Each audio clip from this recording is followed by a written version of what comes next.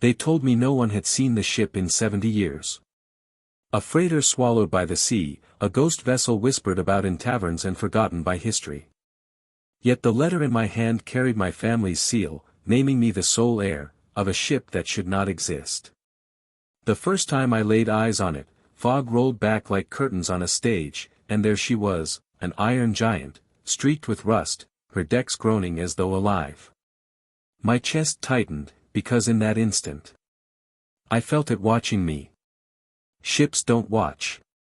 Ships don't breathe. But something about this one did. I should have walked away. I should have torn up the letter and pretended none of it was real. Instead, I boarded. And the moment my foot hit that deck, I knew the sea hadn't claimed this ship for a reason. It had been waiting. Before I continue, if stories of haunted inheritances and unspeakable secrets pull you in as much as they did me, make sure you subscribe to this channel. You don't want to miss what I uncovered inside that ship. I was sitting in my apartment when the envelope arrived, heavy and wax-sealed in a way that felt centuries out of place. No return address, only my name written in a hand so deliberate it seemed carved into the paper. Inside, the words were simple, almost businesslike, but each line cut into me like ice. By right of blood, the vessel Erebus Dawn passes to you. She awaits where the tide still knows her name. The Erebus Dawn. My grandfather had told me stories of her when I was a child, always in hushed tones, always with that nervous glance over his shoulder. She was supposed to have vanished in 1953, lost with her entire crew. Yet here I was, holding legal documentation of ownership, notarized, stamped, undeniable. I tried to dismiss it as a mistake, but something inside me, the same reckless curiosity that had ruined most of my relationships, refused to let it go. I researched old shipping records, and there it was, Erebus Dawn, last seen near the North Atlantic, presumed lost to storm. And yet the coordinates scribbled in the margin of the letter weren't in the ocean at all. They marked a desolate harbor 200 miles up the coast. For days I wrestled with myself. Logic screamed it was impossible. But at night, I dreamed of waves slamming against steel, of men screaming below deck, of lanterns swaying in black corridors. I'd wake drenched in sweat, the salt sting of seawater in my throat. It felt less like a dream and more like a memory borrowed from someone else's body. On the 5th day, I gave in. I rented a car and drove until the roads narrowed to gravel and then to dirt, until the forest pressed in on both sides, leaving only enough space for a single vehicle. By the time I reached the harbor, night had fallen, and fog clung to the water like smoke from an unseen fire. The place should have been abandoned. The piers were rotten, the warehouses collapsed, and the smell of decay hung heavy in the air. Yet, in the distance, I heard chains groan against metal, as if something enormous shifted slowly in the dark. I told myself it was the wind, or a loose buoy, or anything rational I could cling to.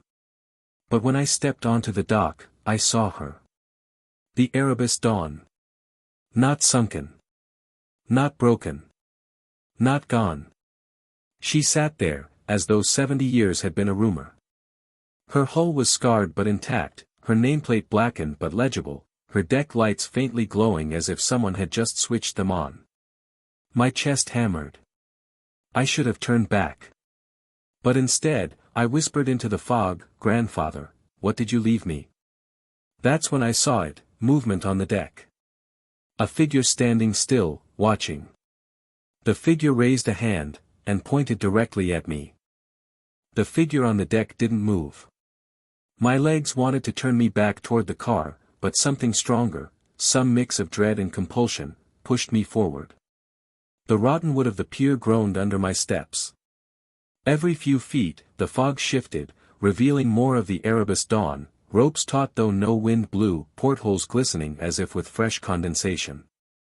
When I reached the end of the dock, the gangway was already down.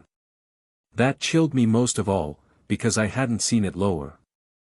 The chains that held it rattled softly, swaying in rhythm with something deeper than the water. It wasn't tide. It was breath. The ship itself exhaled, slow and damp, each sigh brushing my skin like invisible fingers. I hesitated, hand gripping the rusted railing. Rational thought tried to fight back, this is impossible. Abandoned ships rot into their bones. No vessel survives 70 years untouched. Yet here it was, humming faintly through the soles of my shoes, as if its heart still beat. The figure was gone now, vanished from the deck. I scanned the bridge windows, half expecting eyes peering back. Nothing. Only a faint glow in the captain's quarters, like a lantern flame. "Hello." My voice came out thin, swallowed by the mist. No answer. I placed my foot on the gangway. It shivered under my weight, a low metallic groan that traveled up through my bones. Another step, then another. The dock retreated behind me, the ship looming larger, pressing down as though I'd stepped into its gravity. When I finally set foot on the deck, something shifted. A long creak rolled through the vessel, and I swore it sounded like relief, like a spine cracking after a long, stiff wait. My stomach tightened. The air here was different. Warmer, somehow, and tinged with oil and mildew. The fog didn't press in anymore, it circled the ship instead, forming a wall, cutting off the world outside. I was inside something's ribcage, and I knew escape was already less possible. I moved slowly, running my hand along the railing. Rust flaked away, revealing steel beneath, strong, almost unaged. That shouldn't be. Salt eats everything, yet the Erebus Dawn seemed preserved, as if the sea itself had protected her. A shuffle behind me made me whip around. Nobody. Just the deck stretching into darkness. Still, I couldn't shake the sense that I was being counted. The main doors to the companionway loomed ahead. I reached for the handle, but froze. The steel beneath my fingers was warm. Not from sun, not from friction, warm like skin. I jerked back, my chest hammering. Before I could question it, a sound split the silence. Bong. The ship's bell rang once, sharp and deep. I froze. Bong. It rang again, though the bell was rusted, its clapper missing, swaying gently but useless. Bong. A third strike reverberated through the hull, and with it came a voice, low and guttural, rising from the bulkheads like water through pipes. Relief has come aboard. The decks tilted suddenly, as if the ship itself had shifted to face me. The tilt of the deck forced me to grab the railing. For a heartbeat, I thought the ship might roll, capsizing in its cradle of fog. Then the movement stilled, leaving only the echo of the bell vibrating in my chest. The main doors yielded when I pushed. They swung inward with surprising ease, hinges whispering like lungs. A rush of stale air met me, dust, salt, something faintly metallic, like pennies held too long in a sweaty palm. I stepped into the companionway, my footsteps dull against steel plates that seemed to drink sound rather than reflect it. The bridge lay ahead, up a short stairwell. I climbed, each step sinking slightly, as if softened by time. The door to the captain's quarters was half open. I nudged it wider, the light I'd glimpsed earlier flickering out the moment I entered. Darkness swallowed me whole until my eyes adjusted to a pale wash from the fog-occluded windows. Inside, the bridge looked frozen mid-breath. Maps curled across tables, a sextant tarnished but intact, and a single leather-bound log resting on the wheel stand. Dust lay thick over everything, except the log. That was bare, clean, as if touched moments ago. I approached slowly.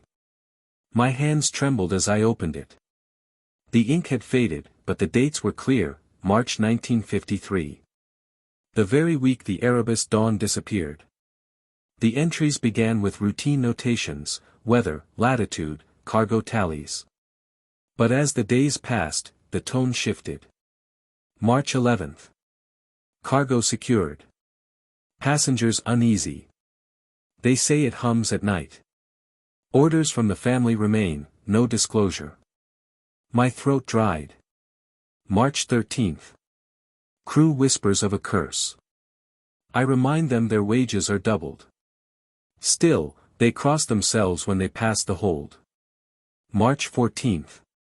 Lights flicker though generators run smooth. Quartermaster swears he saw men on deck who are not on the manifest. And finally. March 15th. Seas calm. No storm. Yet the clocks all stop at 3:17 a.m. Cargo restless. I hear it in my sleep. If this continues, we may. The ink trailed into a blot, smeared violently, as if the pen had been yanked mid-sentence. I turned the page with shaking fingers. It was blank. All of it, blank, until my eyes fell on the very last line. There, across the empty page, words bloomed in fresh, wet ink. Letters formed one by one, deliberate, curling into shape as I watched, paralyzed. Air aboard. The letters glistened, alive. A droplet slid down the paper, soaking into my skin when I touched it. I staggered back, the log slamming shut on its own. My eyes darted to the captain's chair. For the first time I noticed a Polaroid tacked to its armrest, edges curled but image sharp. It showed the crew lined up, grinning uneasily. And there, at the center, my grandfather. His arm draped over the captain's shoulder, a week before the disappearance. I whispered, "Grandfather, what did you do?" The bridge answered me with a sound that didn't belong, a deep, throaty hum vibrating through the walls, the same rhythm I'd felt in my dreams.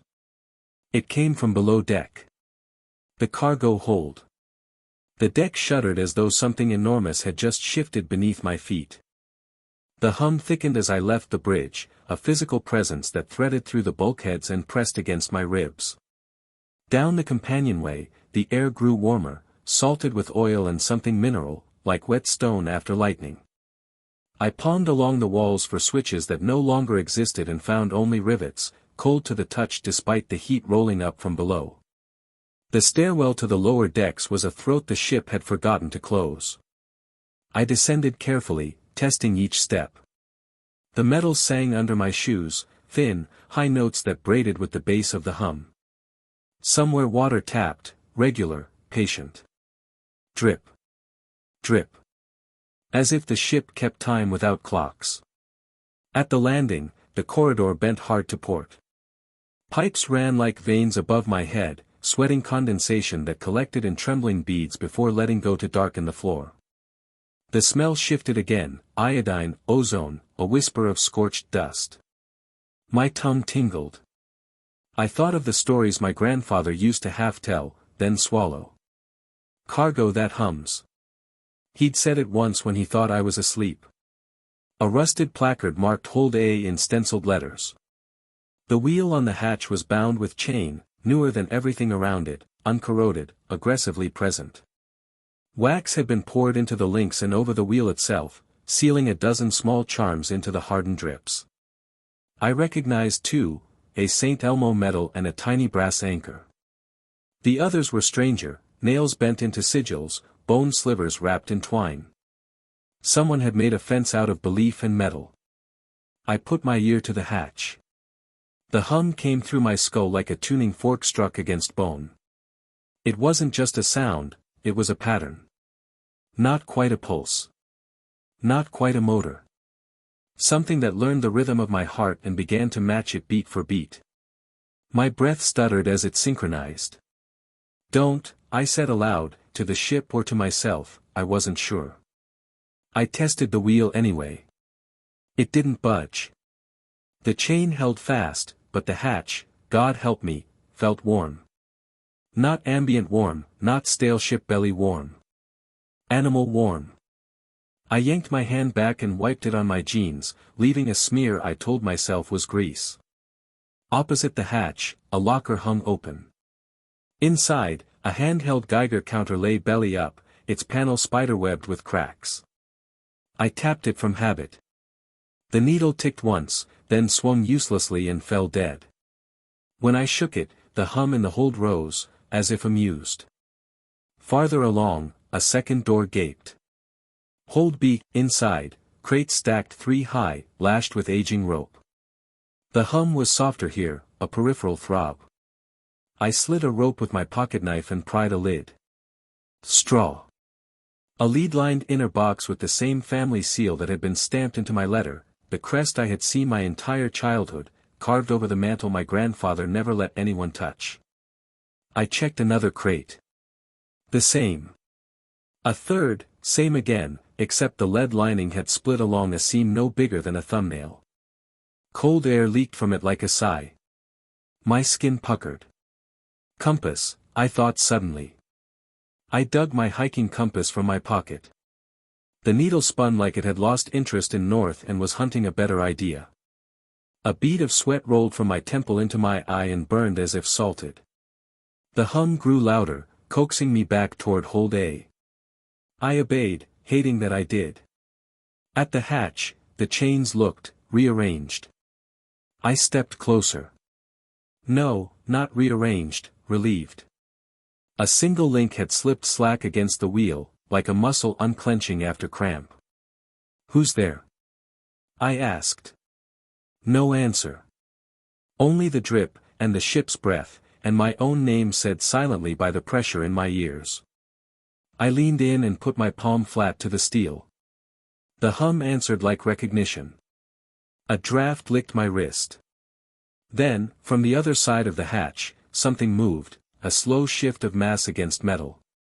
I stepped back. The charms set in wax rattled in their crust. The St. Elmo metal tremored, rang a tiny, desperate bell. "Grandfather," I whispered, because the moment had his fingerprints all over it. The chains lifted a fraction, links kissing, settling.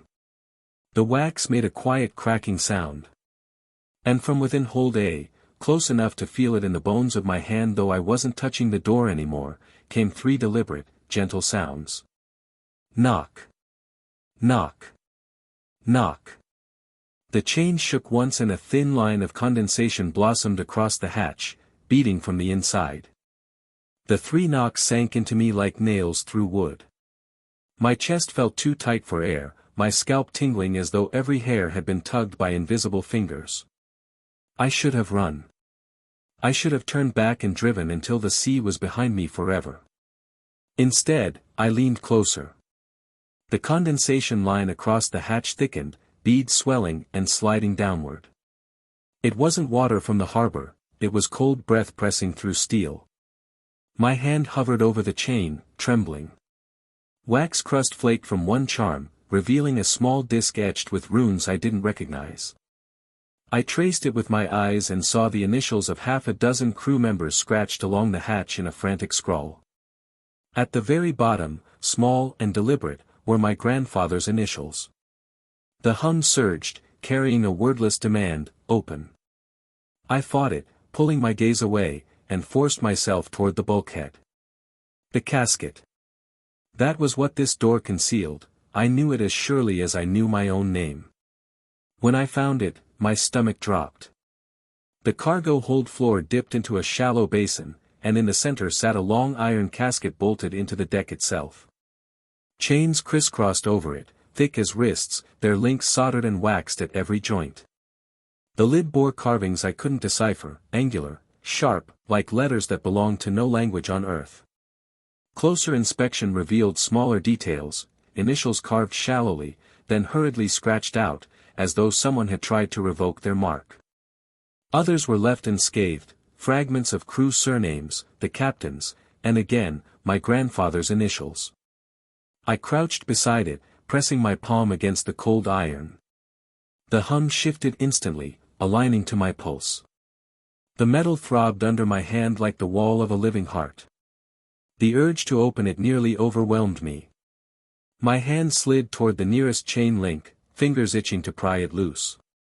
Then I noticed words chalked across the lid in a frantic hand, half erased by time but still legible. "Do not break the watch." The phrase echoed through my mind, scraping something half buried in memory.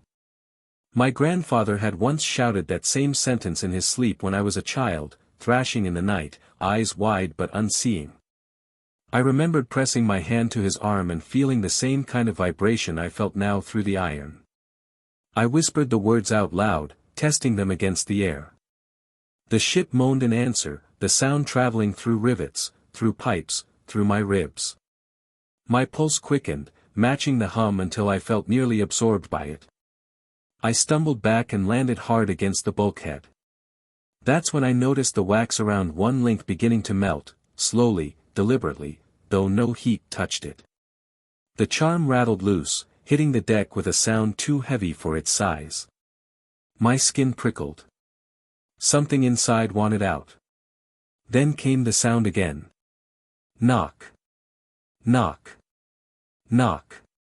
This time, the knocks were perfectly timed with my heartbeat. I pressed my back harder against the wall, desperate to resist the pull. My eyes darted upward, and there, carved faintly above the casket, were 4 words so worn I nearly missed them. Relieve me. At 3:17. I checked my watch. The hands had stopped. The second hand quivered but never advanced. I held my breath.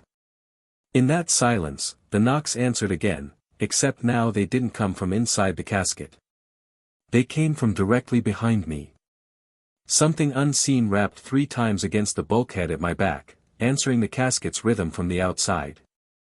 The 3 knocks behind me froze the air in my lungs.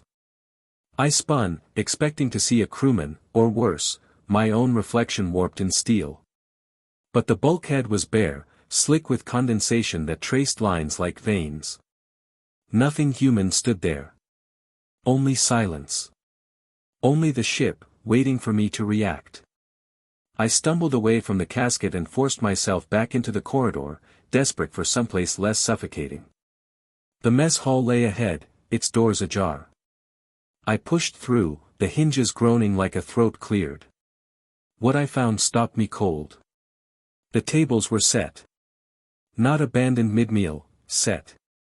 13 plates gleamed faintly in the dim light, arranged neatly with tarnished cutlery, each with a cup at its side.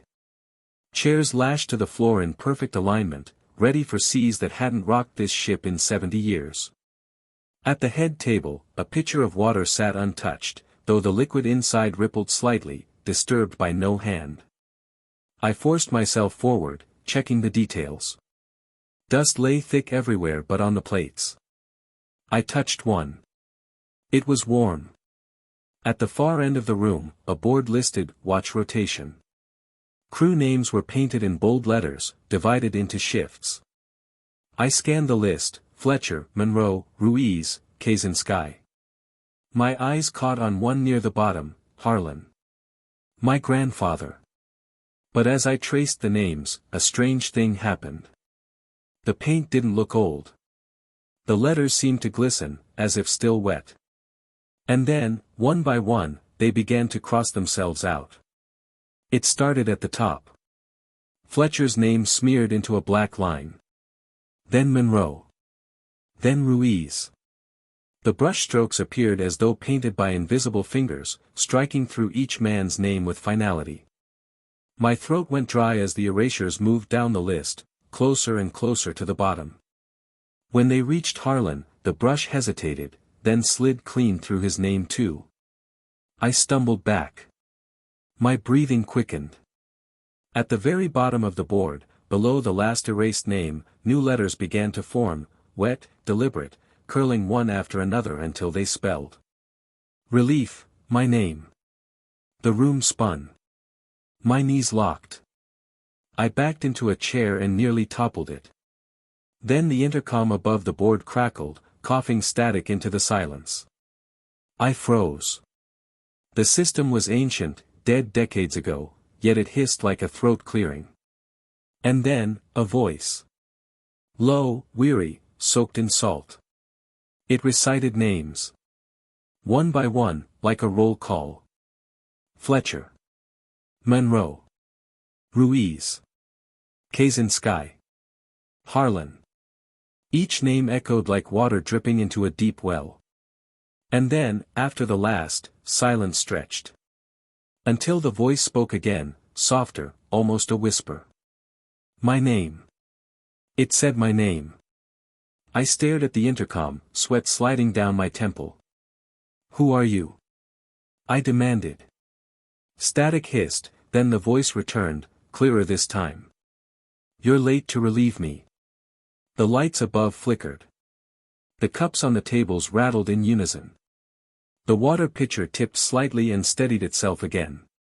The air thickened, heavy with a presence I could feel but not see. The hum from below pulsed through the deck, syncing with the beat of my heart until I couldn't tell which was which. I knew then, I wasn't visiting this ship. I had been conscripted into it. The intercom screeched with feedback, and for a split second, I heard a wet inhale directly behind me. The wet inhale behind me wasn't a sound so much as a temperature, cold air pulling at the heat around my neck. I turned so fast my shoulder clipped a chair. No one stood there. The mess hall was still set for 13, the water in the pitcher barely trembling now, as if embarrassed to have moved at all. I needed proof that I wasn't unraveling. Something I could point to later and say, "This happened." The watchboard still carried my name. I took a photo with my phone. The screen showed the letters crisp and wet. When I lowered the phone and looked back at the board with my eyes, the paint had dried to a dull black, as if it had always been there. I forced myself into the companionway. The hum below deck rose to meet me, a pulse that nudged the soles of my shoes. On the bulkhead beside the stairs, an antique clock hung in a tarnished brass ring. Its hands were parked at 3:17. I tapped the glass. The second hand shivered in place and went still. Farther along, another clock. 3:17, then another, same time, same refusal to move. The hallway ended at a ladder up to the weather deck. I climbed, palms slipping on rungs slick with condensation. Fog pressed flat against the bridge windows, a wall of wool. When I stepped outside, the air hit me like a held breath released. The ship sat perfectly still in black water that didn't reflect, didn't move, as if we were perched on slate. I couldn't see the harbor lights anymore. The world beyond the gunnels had been erased. A bell buoy should have been clanking somewhere out there. Gulls should have screamed. Instead, there was only the ship's internal thrum and the soft clicking of cooling metal that never cooled. I walked the starboard side. Frost silvered the rail though the night wasn't that cold. It feathered across the deck in delicate ribs, tracing letters that emerged only when I tilted my head. "Stay." I crouched. The word bled away under my gaze, frost sublimating into the air. When I looked up, a line of moisture ran along the deck seam, trembling like a vein. The bridge door was ajar. Inside, the captain's log lay closed where it had slammed itself shut. A barometer on the wall held its needle at a pressure that made my eardrums ache. I tried the radio on a reflex I couldn't justify. The dials had weight, the old knobs resisting as if they resented being touched. I keyed the mic. Erebus Dawn to Harbor Master. "Do you copy?" Static. Then, as if from very far away, the ghost of a reply. Not words, just the shape of a voice. I let go of the mic. The second hand on the bridge clock twitched. For an instant I thought it would move. It didn't. The time stayed nailed to 3:17. I checked my phone again. No signal. The lock screen clock also read 3:17, frozen as if it were a photo of time rather than time itself. I held the phone up to the wall clock like two mirrors reflecting each other into a tunnel that led nowhere. A draft slid across the back of my neck. I turned toward the bridge windows. The fog had thinned enough to reveal a faint reflection on the glass, my shape, the dim bridge behind me, and something else. A breath that wasn't mine fogged the pain from the inside, smearing a translucent oval that hovered behind my shoulder. "Who are you?" I asked the glass. No answer. But the breath mark grew, blooming with each inhale. When I exhaled, my fog halo met it, overlapping for a heartbeat. The pain showed two lungs where there should have been one. The hum swelled. I felt it in my teeth. In the log paper. In the bones of the wheel. The ship wasn't just stuck, it was braced, as if waiting for a signal that would never arrive. I backed away until the doorframe pressed between my shoulder blades. The frost along the sill curled inward, making new letters that fought to form before melting. I didn't want to read them. I did anyway. RELIEVE. My mouth went dry. The window fogged again, two ovals, mine and the ship's hidden lung, expanding together until they nearly touched. And then, close enough that I felt it kiss the shell of my ear, a breath that wasn't mine exhaled. And fogged larger than my own. The fogged glass still burned in my mind as I stumbled back down into the belly of the ship. I couldn't breathe up there anymore, not with phantom lungs pressing mine. The hum grew louder with every step, like the vessel itself knew I'd seen too much. The stairwell spat me into a corridor that bent toward the bridge again. Doors lined the walls, some shut, some half open. My flashlight beam wavered, picking up dust motes that refused to float, hanging instead, caught in a kind of stillness that had nothing to do with air. I stopped at the navigation room. The door creaked when I nudged it. Inside, the instruments still stood, compasses, sextants, gauges, all rusted to sepia. Yet the ship's wheel shifted as I entered. Slowly. Deliberately. I froze. Nobody held it. The spokes turned on their own, groaning, as if unseen hands gripped it with purpose. Beside it, the engine telegraph rattled. The lever rose inch by inch, jerking up toward, full ahead. My throat tightened. I whispered, "No." The lever slammed into position. The hum thundered. I staggered back as the entire deck shivered, the sensation of motion rising in my knees. But through the windows, the harbor, or what was left of it, remained still. The world outside refused to exist. The captain's log on the stand shivered open. Pages flipped themselves in quick succession before slamming on one entry. I leaned closer. The ink was faded but legible.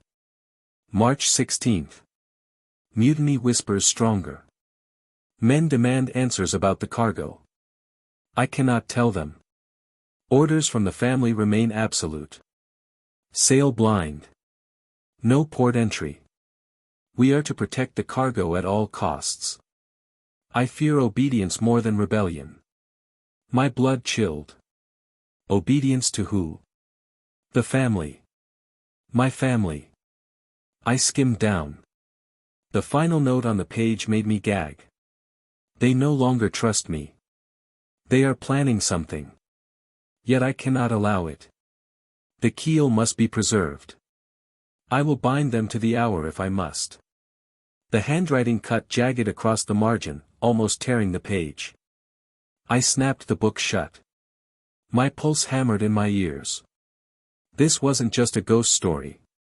My bloodline had shackled an entire crew to a nightmare. Then the floor shook. I looked down in horror as a boot print appeared in fresh paint along the deck seam. One step. Another. Wet imprints forming on bare metal, walking toward me. The wheel turned again, answering the steps. My flashlight trembled in my hand, beam jittering. "Show yourself." I yelled, the sound cracking against the silence. No body appeared. Only footprints. They stopped 3 feet away from me, the last print still wet, glistening. I backed into the corner, chest heaving.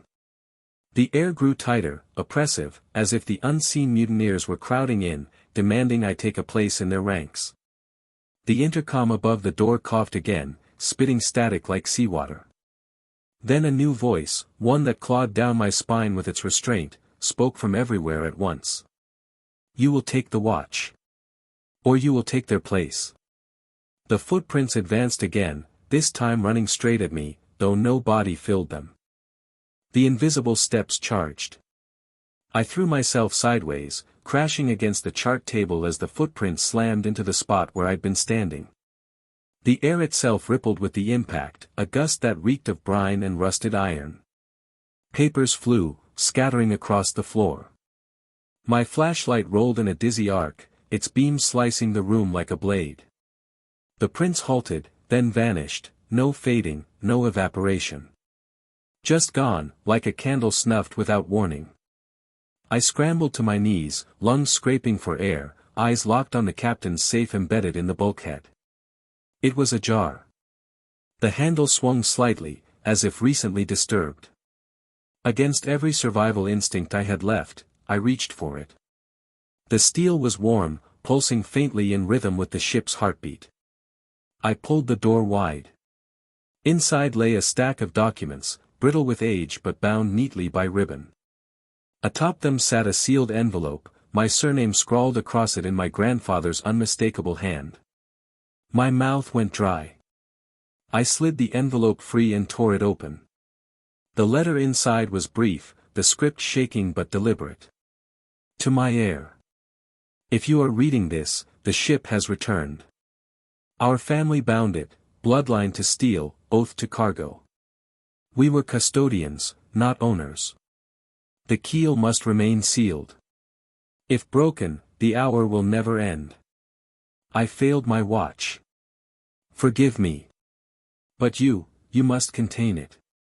At any cost. Beneath the letter was a parchment far older, its ink browned, edges singed. I spread it on the chart table. A legal covenant, dated 1890.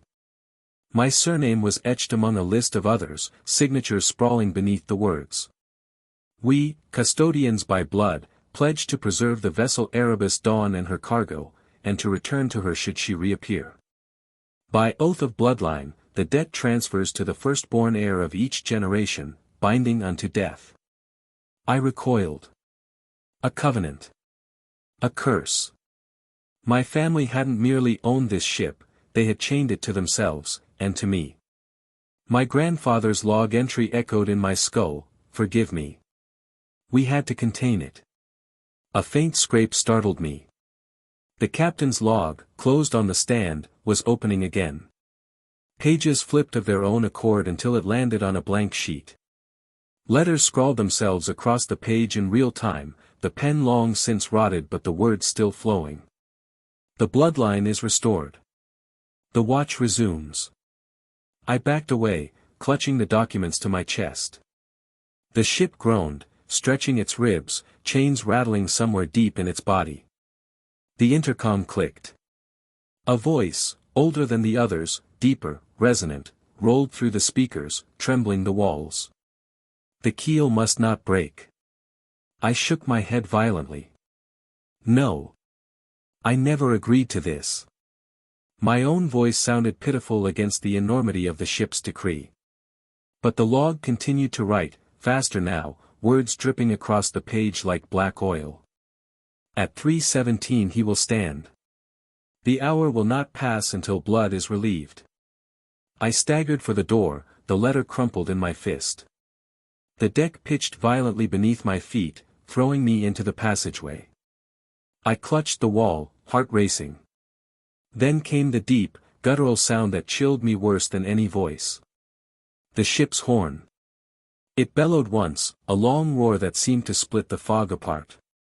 I rushed to the porthole just in time to see the mooring lines along the pier snap like twine. The Erebus Dawn was moving. No engines roared. No propellers churned. But we were leaving the harbor. The compass on the wall spun wildly as the ship sailed itself into black water where no stars shone. The pier dissolved into fog behind me, its lantern lights blinking out one by one like dying stars. The Erebus Dawn moved with unnatural silence, no churn of water, no vibration of engines, only the vast groan of steel flexing against its own will. I clung to the railing, peering over the side. The harbor was gone. In its place stretched a sea blacker than ink, flat as poured tar. The water didn't ripple. It didn't reflect. It absorbed. My flashlight beam stabbed downward but vanished instantly, swallowed whole without glow or glimmer. Above, there were no constellations, no moon. The sky looked painted over, a canvas scrubbed clean of stars. I felt as though we were drifting through a world erased of witnesses. The hum inside the ship grew louder, syncopated with every faint creak of the hull. It wasn't just vibration anymore, it was chant. A wordless drone that echoed in marrow and mind alike. I staggered back toward the bridge, desperate for bearings. Instruments covered the panels, their needles spinning, refusing to hold any number. The compass lay useless, its needle rotating smoothly in endless circles. The radio hissed with static, then fell silent, as if even interference had abandoned us. I gripped the microphone anyway. "This is the Erebus Dawn, anyone copy? Anyone?" The response froze my blood. Not static. Not silence. A voice. Faint, distant, almost smothered by seawater. "This is the Dawn, do you copy?" My hand trembled. "Yes, yes, I hear you." "Who is this?"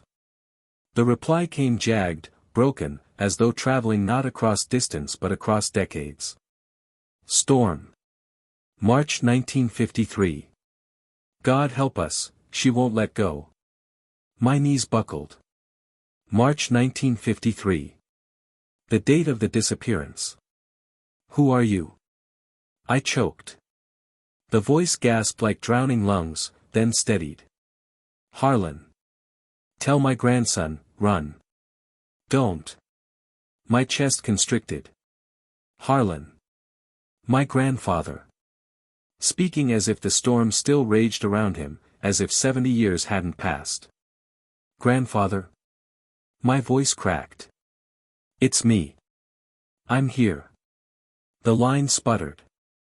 Static drowned half the words, but fragments clawed through. "Keel, watch, don't break." 3:17. I pressed the mic so hard against my lips it hurt. "I don't understand. What do I do?" The only reply was a scream. Raw, torn from a throat filled with seawater, echoing as though carried down a tunnel of iron. Then silence. The radio died. I staggered from the console, my ears still ringing. The windows of the bridge fogged over, then cleared, revealing nothing but black horizon in all directions. The Erebus Dawn drifted forward without resistance, without destination, as if the sea itself carried her on a current unseen. Behind me, the captain's log flipped again, landing on a blank page. Words etched themselves in frantic strokes. Bloodline confirmed. The hour holds. The air must stand watch. My breath caught. "No," I whispered, clutching the edge of the wheel. "Not me. I won't do it." The hum surged through the hull, making the glass of the portholes tremble, the very air quiver. And then, from somewhere deep in the ship, a bell rang. Not the one on deck, this was inside, buried in the metal. Dong! The clocks all around me shivered in their glass cases. The hands quivered, straining, desperate to move forward, but frozen. At 3:17 a.m. The bridge clock twitched, and for one impossible instant, the second hand ticked into place, while a whisper hissed from the radio speaker in my grandfather's exact voice, "Stand the watch, or drown with us." The whisper from the radio still clung to the air, my grandfather's voice threading through the static like a hand reaching from a coffin. "Stand the watch, or drown with us." I slammed the mic down, heart pounding. The logbook waited, its pages trembling in the dead air, ready to write more commands. I couldn't look at it. Not yet. The hum below deck had risen, a monstrous heartbeat that now bled into every beam, every bolt, every breath I took. I had to see the casket again. The corridors stretched wrong this time, too long, like the ship was reshaping itself to delay me or to ensure I couldn't leave once I reached my destination. Each clock I passed remained frozen at 3:17, yet I swore the second hands quivered, as if starving to move. When I reached hold A, the chains around the hatch were different. Looser. Slack coiled like shed snakeskin at the base of the wheel. Wax seals cracked and melted as if exposed to unseen heat. I pressed my palm to the hatch. The hum swelled into words, felt rather than heard, "Relieve me." I wrestled the wheel open. The hatch resisted, then gave with a sigh of hot, wet air. The casket inside seemed larger than before, stretching almost wall to wall, its iron hide sweating condensation. The carvings etched into the lid pulsed faintly, alive, each groove filled with black liquid that seeped but never spilled. Chains sagged loose across the surface, and the chalk words, "Do not break the watch," were almost gone, smudged into ghost dust. The hum spoke again, deeper now, resonating in the bones of my chest, "Break it. Free the hour." I shook my head violently. No. No, I won't. A sudden, violent image punched into my skull, not memory, not imagination, but something injected straight into me. Crewmen screaming, water bursting through bulkheads, the clock face glowing at 3:17 as their lungs filled. And over it all, a voice, my grandfather's voice, pleading, "We failed the watch. Don't let it break." I stumbled to my knees, clutching my skull. The vision bled away, leaving only the sound of iron shifting. I raised my head and froze. The chains were uncoiling on their own. Link by link, they slithered free, hitting the deck with dull thuds. The casket shuddered. A deep vibration rattled through the floor, almost buckling my knees. I lunged forward, trying to wrench the chains back into place. They were hot, too hot to hold. I yanked my hands back, skin blistering. The casket groaned. From within, 3 knocks pounded again, louder, furious. "Stop!" I screamed. "Who are you?" No answer, only another blow against the lid. The carvings glowed brighter, light leaking through the seams. And then the truth hit me. It wasn't a coffin. It wasn't meant to hold a body. It was a keel.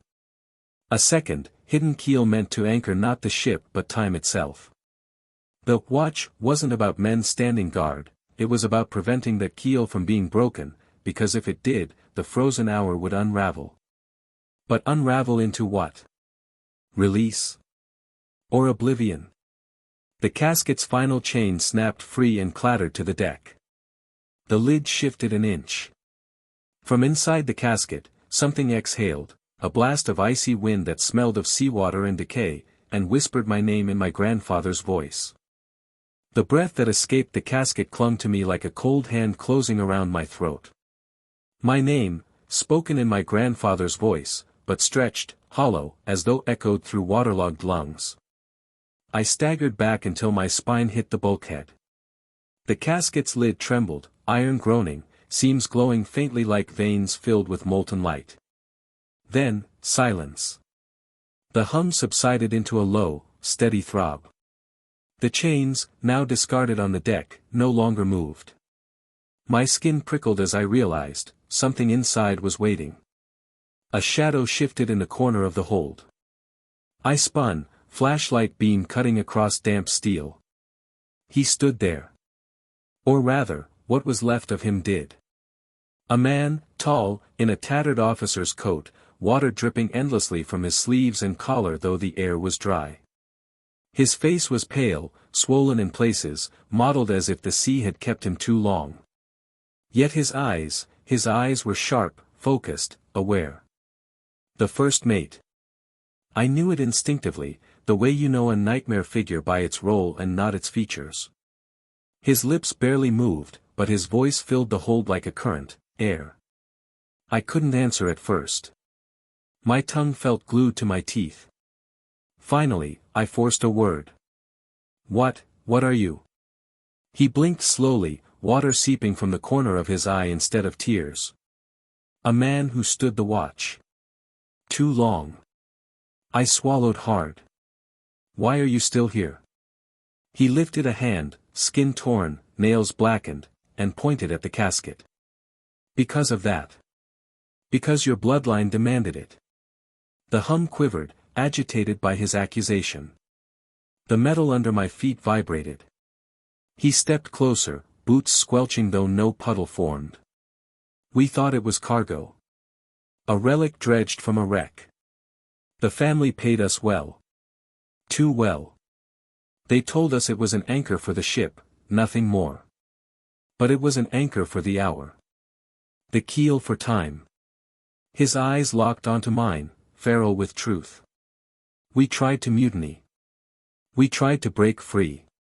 The captain, your grandfather, they bound us instead. Froze us in the watch. Sealed us inside the hour. No, I whispered. He wouldn't. The mate's voice cracked, rage bubbling through. He signed the covenant. He bled for it. And now you stand here, heir to the same damn oath. The hum flared, vibrating so violently that dust poured from the ceiling. The casket's lid inched higher, a hiss of cold air curling upward. The mate's eyes darted to it, then back to me. If it breaks, the hour won't end. It will spread.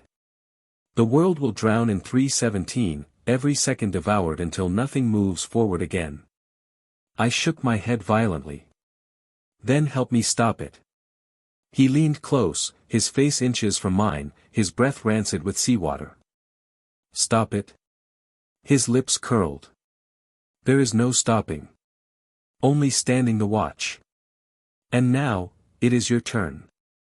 The deck groaned, the casket shuddered, and the lights overhead flickered in rhythm with the hum. The mate raised one trembling finger, pointing straight at the iron lid. His voice dropped to a whisper colder than the sea. It's not a body. It's a keel. For time. And it knows you're here. The casket lid screeched open another inch, and from the darkness inside, a pale hand pressed against the seam.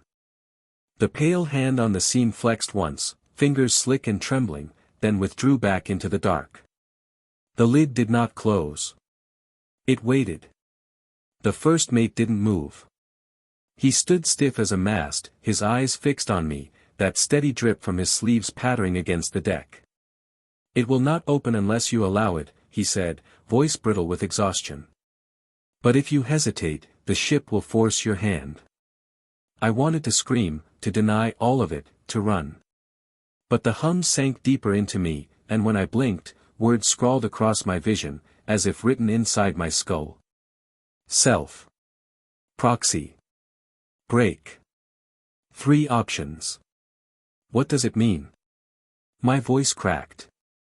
The mate's head lowered, the shadows hollowing his features. It means the debt must be paid. One of 3 choices. Stand the watch yourself, pass it to another, or let the hour break.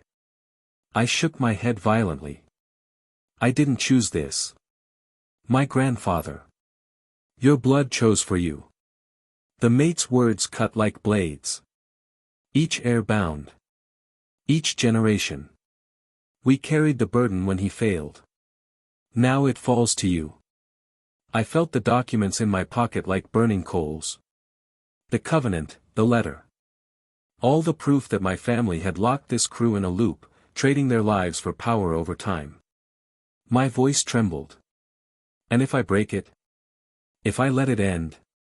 The mate's eyes flared, a drowning man's fury. Then the hour will not stop at this ship. It will unspool across the world. Clocks will freeze. Oceans will stand. The sky will never change. All moments devoured into one. The deck groaned beneath us, answering his warning. The casket's lid twitched again. I pressed my palms to my temples. No, no, this isn't real. But then the captain's log, still lying open on the deck, began to write again in strokes so violent they gouged the paper. Heir acknowledged. Options recorded. Choose. I crawled to it, trembling, my breath ragged. My eyes burned as the next words carved themselves across the page. Self. Proxy. Break. My stomach turned. Proxy. The ship was telling me I could offer someone else in my place. My mind rebelled, sickened, but the word hung there, undeniable. The mate stepped closer. His voice softened, almost pitying. You understand now why none of us escaped. There is no freedom. Only a chain that needs another link. I shook my head. No. There has to be another way. He leaned down, his face inches from mine, water dripping onto the logbook, smearing the ink. His whisper curled around my ear. "Then pray you have no one left to sacrifice." My heart lurched. The ship shuddered violently, throwing both of us against the bulkhead. From above, bells rang in sequence, 3, then 2, then 1, like a countdown no one had set. And then, sliding across the floor from beneath the casket, came another envelope. Clean. Untouched by time. My name written on it in my grandfather's hand. My trembling fingers tore it open. Inside, only a single page. "I failed them. I failed you. But the choice is yours. Do not trust the ship. Do not trust me. At 3:17, the hour will demand blood. At 3:18, it can be broken, but you will pay." I looked up at the mate, but he was already fading, his body dissolving into mist, leaving only his eyes, hard and knowing, fixed on me until the last trace vanished. The casket lid lifted another inch. The logbook scrawled one final word beneath the options, my name, in wet, living ink, demanding my decision. The ink of my name bled across the page like a wound, letters glistening as though still wet with blood. I staggered back, the envelope from my grandfather clutched in my fist. My pulse hammered in my throat, drowning out the hum that seemed to laugh at my hesitation. I read his words again, desperate for some loophole. At 3:17, the hour will demand blood. At 3:18, it can be broken, but you will pay. What did he mean, broken at 3:18? Why that single minute? The ship creaked overhead, timbers groaning like an old man's breath. I climbed toward the captain's quarters, my hands shaking on the rails. The door resisted, but gave way with a sound like a sigh. Inside, the logbook lay waiting. But beside it now sat something new, a wooden box, cracked but intact. My grandfather's handwriting marked the lid, custodian's tools. I opened it. Inside were ritual implements, chalk, a dagger black with rust, a pouch of salt hardened into clumps. Each bore the wear of use, each stained with something darker than age. And at the very bottom, folded into quarters, another letter. My grandfather's hand again. I unfolded it slowly. The words were rushed, desperate, written as if by a man half mad with guilt. I stood the watch until my knees gave way. I heard their screams. I saw their faces in the fog. The ship demanded relief, but there was no air to give it. I let the crew pay. I told myself it was sacrifice. But it was cowardice. The hour has no mercy, and the keel feeds until blood is given. My throat tightened. You may think breaking the keel will end it. It will not. It will drown the hour and tear the ocean from beneath us. But sometimes destruction is mercy. Sometimes ending a curse is worth the world it costs. I stared at the words, my hands trembling so violently I nearly tore the page. The dagger in the box gleamed faintly, as if waiting for my decision. I whispered into the empty cabin, "What am I supposed to do?" The ship answered with a violent lurch. The logbook flipped open by itself, pen strokes scrawling across the page. Air acknowledged. Decision imminent. Bloodline must stand. The floor tilted, throwing me into the wall. The dagger spilled from the box, clattering at my feet. I bent to pick it up, my reflection warping in the blackened blade. My eyes looked older, wearier, my grandfather's eyes staring back. The hum roared in my skull, building to a crescendo. I pressed my hands over my ears, but it wasn't sound anymore. It was thought. Stand the watch. Take a proxy. Break the keel. My grandfather's voice whispered beneath it all, softer, pleading, at 3:18, let it drown. I collapsed to my knees, shaking, the dagger digging into my palm. The clocks throughout the ship began to chime together, though their hands had never moved. Each toll slammed through my body like a heartbeat. 3:17, the frozen second. I knew then, when the next minute came, if it came, I would have to choose, seal myself into the endless watch, condemn another in my place, or destroy the world's hour entirely. And as the echoes faded, the bridge windows fogged once more. Words smeared into the condensation, glowing faintly in the dark. Choose, blood. Or be chosen. The clock shuddered, and for the first time since I'd boarded, the second hand began to twitch toward 3:18. The second hand twitched like a trapped insect, jerking toward 3:18, then halting, as though savoring the suspense. My whole body shook with it. The ship itself seemed to lean in, every rivet and seam holding its breath for what I would decide. The dagger was still in my hand, black and hungry. My grandfather's letter burned against my palm, his final plea screaming in my head, at 3:18, let it drown. The hum rose, rattling the glass, the pipes, my bones. It wanted me to surrender. To fall into the role. But the image of the crew haunted me, faces frozen mid-scream, bound to the watch because of his failure. Because of my bloodline. No more, I hissed through clenched teeth. No more watch. I stumbled toward the lower decks, the dagger slick in my grip. The companionway twisted, stretching like a throat swallowing me whole, until I burst back into hold A. The casket lay waiting, its lid cracked, its glow pulsing like a vein of molten ore. I drew the chalk from the box. My grandfather's ritual instructions danced in my mind. I crouched, scrawling symbols across the deck around the casket, circles intersected with jagged lines, salt sprinkled in shaking arcs. The hum recoiled, hissing like steam, but I pressed harder, dragging the chalk until my nails split. The ship screamed. Metal shrieked, chains rattled overhead, the bulkheads bending as if the entire hull tried to shake me off. I raised the dagger, shouting over the roar, "You will not have me." The clocks tolled. 3 hours 17 minutes and 59 seconds. The lid split wider, light spilling out, blinding. From within came shapes, hands, faces, mouths gasping for air, all crushed together like a tide of drowning men. They reached for me, desperate, pleading, or maybe hungering. I slashed the dagger across the seals, cutting the last wax into ribbons.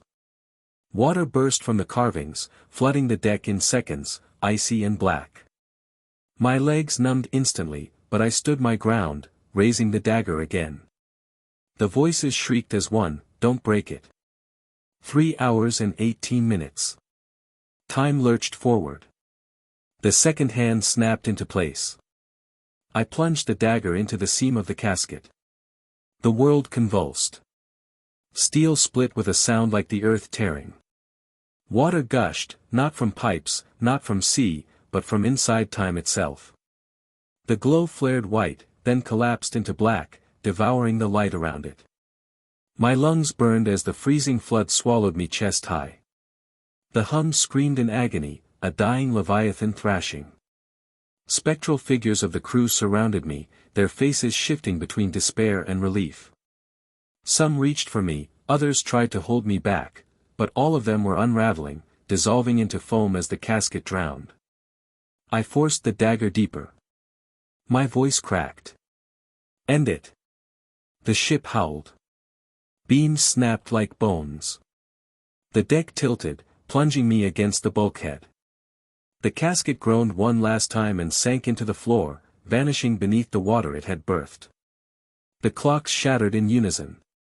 Shards rained down, cutting my arms and face.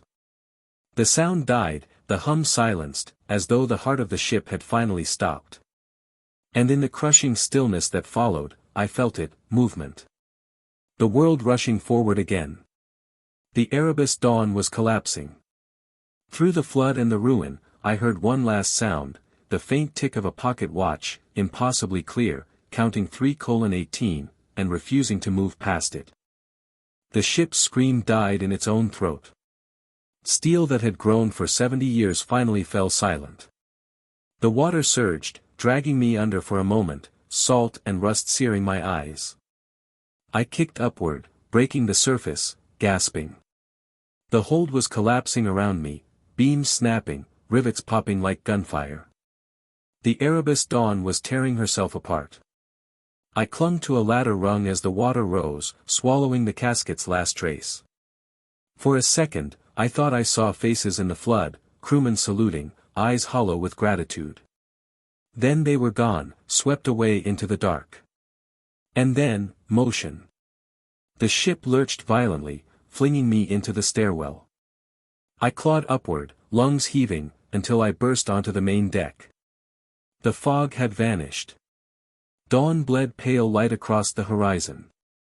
For the first time since boarding, I saw the sky, not black, not erased, but alive with color. Behind me, the Erebus Dawn groaned. Her hull flaked apart in great sheets of rust, steel surrendering to the decades she'd been denied.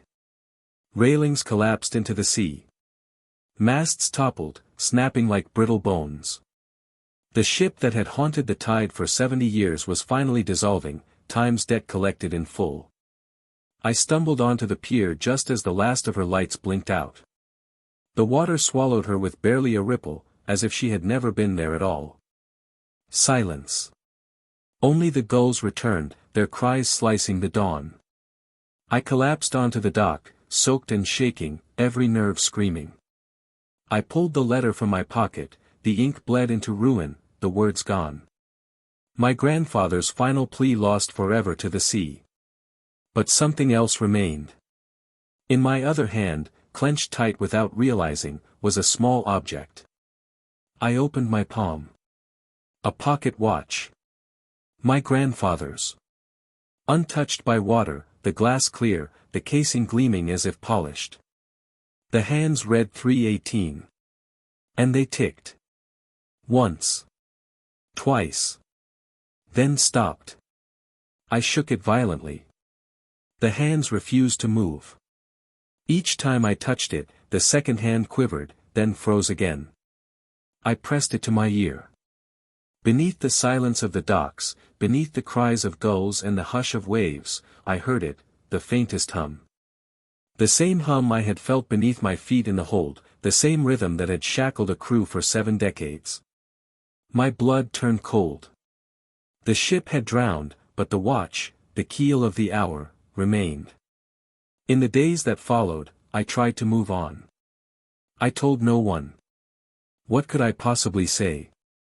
That I had inherited a ghost ship, drowned it, and brought home a curse disguised as timekeeping? No one would believe me. But at night, the hum returns. It seeps through the walls of my apartment, faint at first, then louder, until the very plaster seems to breathe. Salt stains bloom across my floorboards no matter how many times I scrub them. And when I wake, the pocket watch is always in my hand, ticking once, then freezing again at 3:18. I fear I didn't break the watch at all. I fear I only moved it closer. Last night, as I drifted between sleep and waking, I heard the unmistakable groan of iron shifting.